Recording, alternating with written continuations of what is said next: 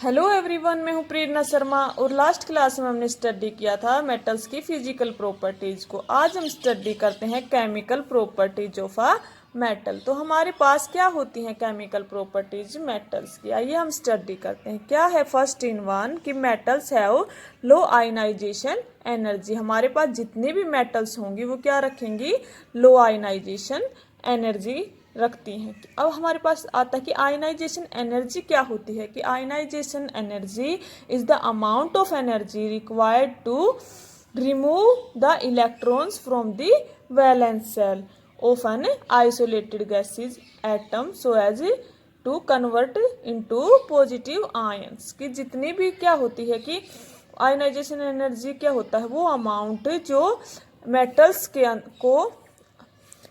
के अंदर इलेक्ट्रॉनों को क्या करें, लूज करके उसे किस में कन्वर्ट करें, पॉजिटिव आयंस के अंदर। तो उसे क्या कहेंगे हम, आयनाइजेशन। उस एनर्जी को, उस मिनिमम एनर्जी को क्या कहेंगे, आयनाइजेशन एनर्जी। फॉर एग्जाम्पल लेते हैं, जैसे हम लेते हैं sodium. Sodium is a metal. क्या करती है कि ये अपना एक इलेक्ट्रॉन को लूज करके क्या बना लेती है, Na पॉजिटिव आयन।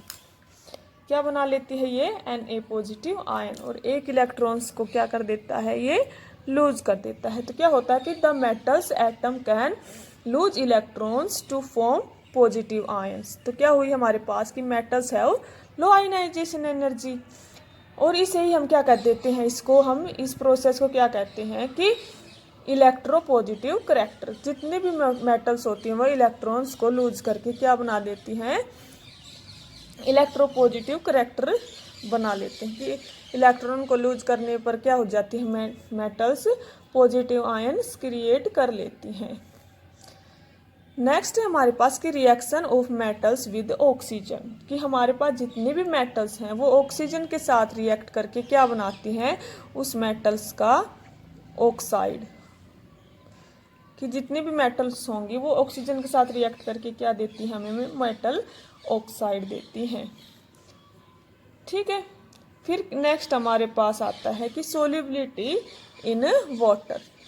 क्या होती है सोल्युबिलिटी इन वाटर, कि most of the metal oxide are insoluble in water. जितने भी मोस्टली मेटल्स होंगी वो इनसोल्यूबल होंगी वाटर के अंदर।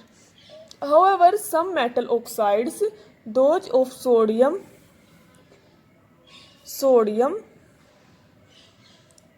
And potassium. ये क्या है, sodium and potassium dissolve in water to form an alkali. लेकिन क्या है, सोडियम और पोटासियम क्या होती हैं, ये वाटर के अंदर डिजोल्व हो जाती हैं। जैसे हम लेते हैं सोडियम ऑक्साइड, हम लेते हैं Na2O, सोडियम ऑक्साइड लिया हमने, किया वाटर के अंदर इसको डिजोल्व किया, क्या मिलता है हमें, सोडियम हाइड्रोक्साइड। ठीक है। अब क्या होता है हमारे पास, नेक्स्ट प्रॉपर्टी है reaction of metals with water. अब क्या होता है कि रिएक्शन, कि जब भी हमारे पास मोस्टली जो मेटल्स होती हैं वो वाटर के साथ रिएक्ट करके हमें क्या देती हैं, हाइड्रोक्साइड और हाइड्रोजन गैस में कन्वर्ट हो जाती हैं। कि वाटर के साथ रिएक्ट करके वो क्या हो जाती है, हाइड्रोजन के अंदर कन्वर्ट हो जाती हैं। कि तो हम क्या डेफिनेशन देंगे, a number of metals react with water to form hydroxide और an oxide along with evolution of hydrogen gas. ठीक है। अब क्या होता है कि मोस्टली रिएक्टिव और डिफरेंट मेटल होती हैं and different some metal react with water at room temperature and react with heating and some other react with steam. कि हमारे पास कुछ जो मेटल्स होंगी वो रूम टेम्परेचर पर ही वाटर के साथ रिएक्ट करेंगी, या कुछ हीट होने पर रिएक्ट करेंगे, और कुछ स्टीम के साथ रिएक्ट करती हैं। इस टाइप से हमारे पास जो मेटल्स रिएक्ट करेंगी वाटर के साथ वो डिफरेंट डिफरेंट कैरेक्टरिस्टिक रखेंगी। जैसे हम लेते हैं हमारे पास होगा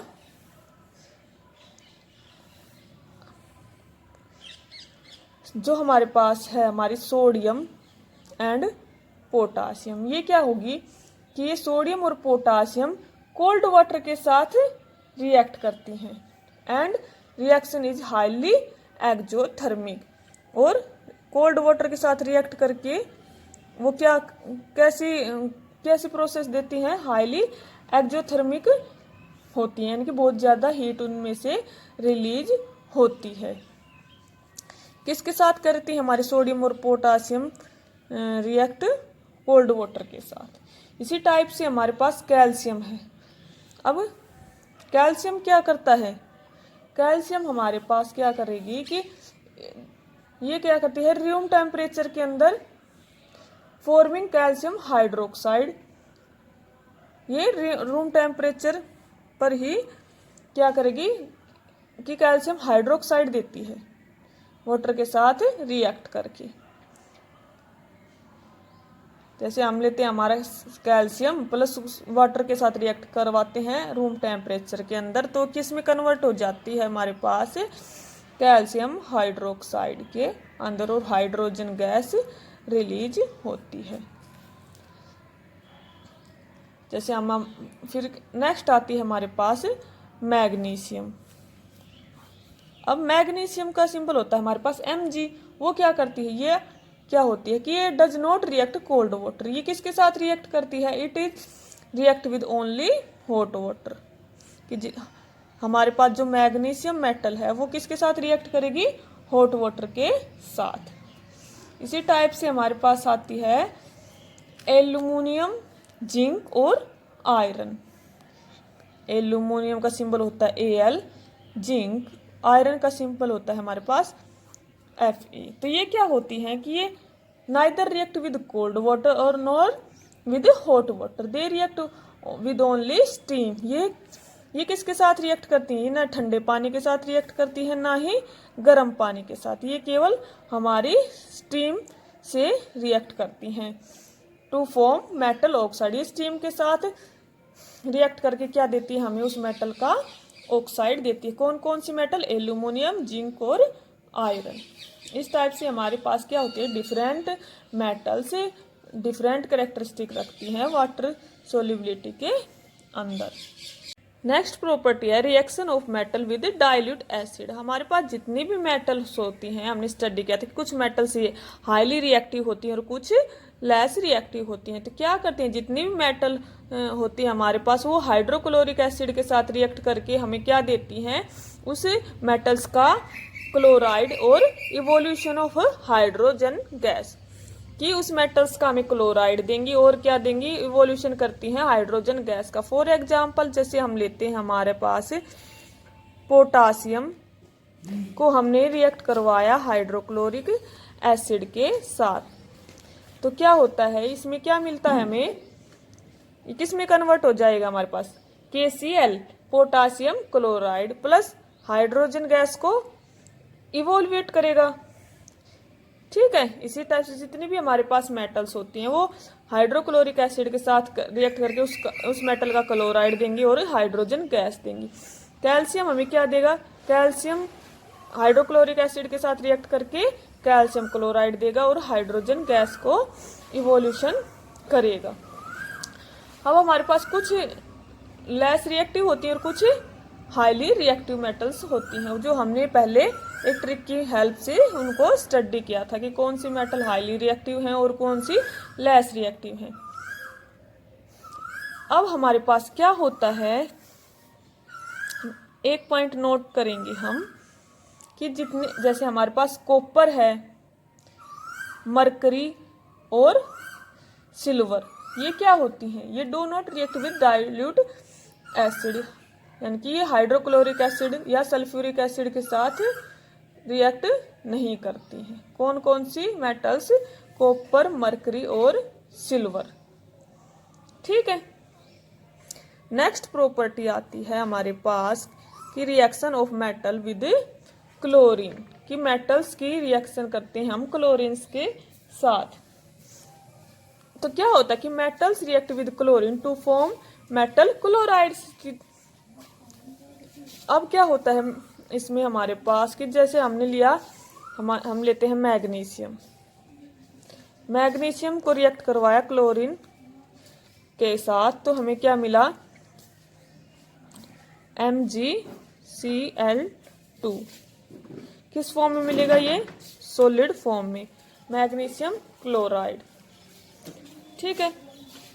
अब इसमें भी क्या होता है कि जितने भी मेटल्स होते हैं वो क्या करते हैं, with react with chlorine with different different properties रखते हैं। जैसे reaction occurring eight room temperature, तो रूम टेम्परेचर के अंदर कौन कौन सी मेटल रिएक्ट करेंगी क्लोरीन के साथ, हमारे पास की सोडियम, कैल्शियम और मैग्नीशियम, ये मेटल्स क्या करेंगे, रूम टेम्परेचर के अंदर ही क्लोरीन से रिएक्ट करती हैं। नेक्स्ट आता है रिएक्शन ऑकरिंग ऑन हीटिंग। अब हीटिंग करके, हीटिंग प्रोसेस के अंदर कौन कौन सी मेटल्स रिएक्ट करती हैं क्लोरीन से, वो है हमारे पास जिंक, आयरन, एल्यूमिनियम और कॉपर। ये हमारी वो मेटल्स हैं जो हीट करने पर क्लोरीन से रिएक्ट करके हमको उनका क्लोराइड देती हैं। जैसे हम लेते हैं zinc plus Cl2, zinc solid form लेते हैं और क्लोरीन, और हमें क्या मिलता है उन हीटिंग से, जिंक क्लोराइड ZnCl2। ठीक है। अब आता है हमारे पास की रिड्यूसिंग बिहेवियर। क्या होती है reducing behaviour, as a metal can lose of electrons. क्या होता है कि लूज ऑफ इलेक्ट्रॉन्स, जितनी भी मेटल्स होती हैं वो इलेक्ट्रॉन्स को लूज करती हैं, इसलिए हम उसको क्या कहते हैं, they can act as a reducing agent. तो हमको क्या कहते हैं, रिड्यूसिंग एजेंट, कि जो इलेक्ट्रॉन्स को लूज करते हैं उनको क्या कहेंगे, रिड्यूसिंग एजेंट। इसी प्रोसेस को हम क्या कहते हैं, रिड्यूसिंग बिहेवियर। हमारे पास जितनी भी मेटल्स होती हैं वो क्या करती है, रिड्यूसिंग बिहेवियर रखती हैं।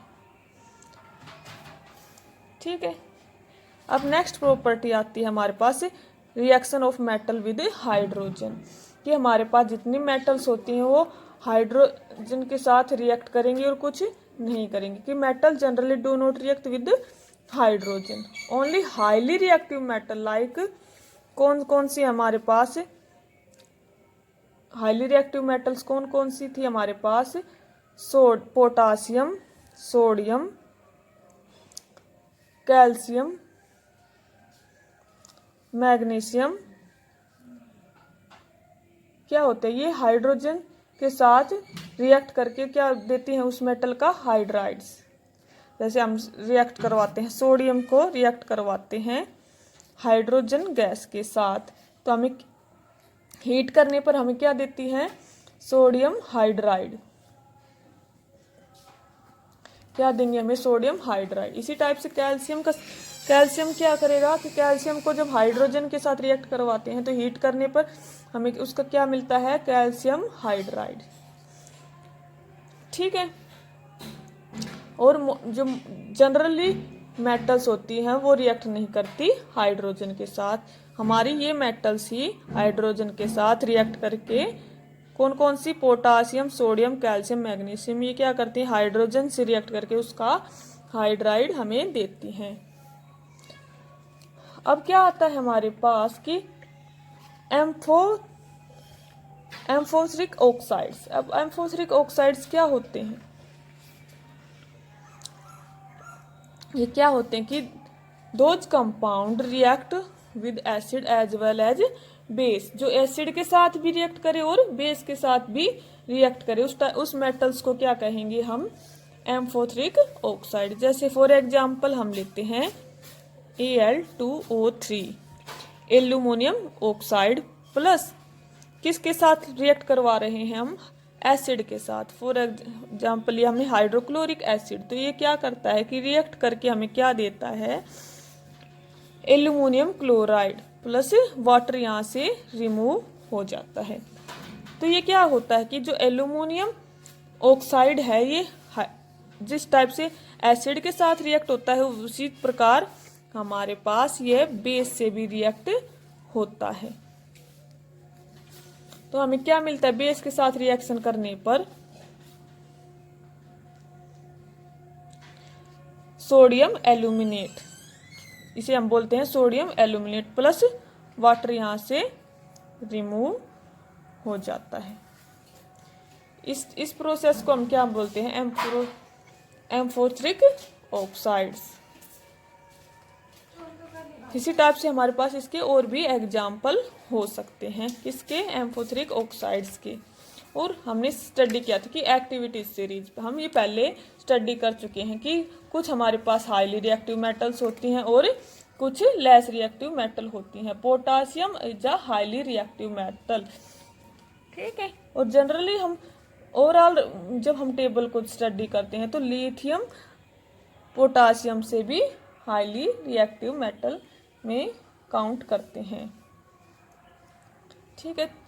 Thank you class, thank you everyone. ये थी हमारी केमिकल प्रॉपर्टीज ऑफ मेटल्स।